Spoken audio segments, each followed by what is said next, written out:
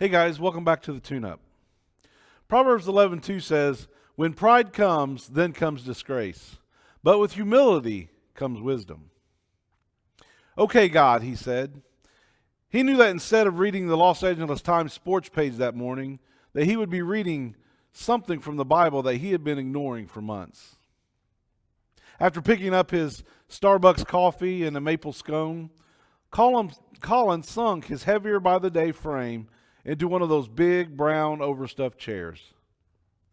He thumbed his way to Philippians because the pastor had said last week that if you feel as if you are in prison, you should read Philippians because that's where the Apostle Paul was when he wrote it. Now, somewhere between the fourth sip of his cappuccino and a bite of scone, the words from the second chapter of Philippians grabbed Colin by the throat. It said, "Your attitude should be the same that Jesus had.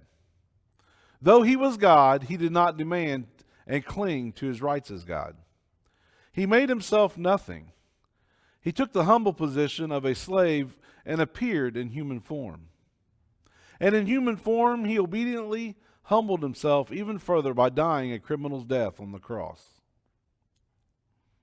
Now, years earlier, Colin had written a comment in ink, now faded by time, in his margin by this passage. He wrote, "Even if it hurts, take the humble position." God had spoken to him those many years ago, and today he was speaking to him again. As he reflected on this passage, Colin knew that he had not been taking the humble position with his wife. That would have hurt his fun, or so he thought.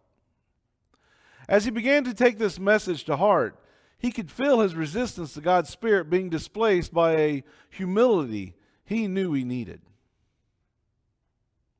In Isaiah 64:8, it says, "And yet, Lord, you are our Father.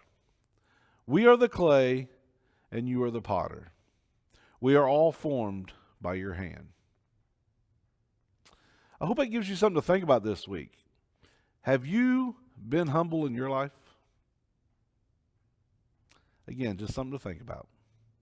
I hope you have a good rest of the week, and until we meet again, may God bless.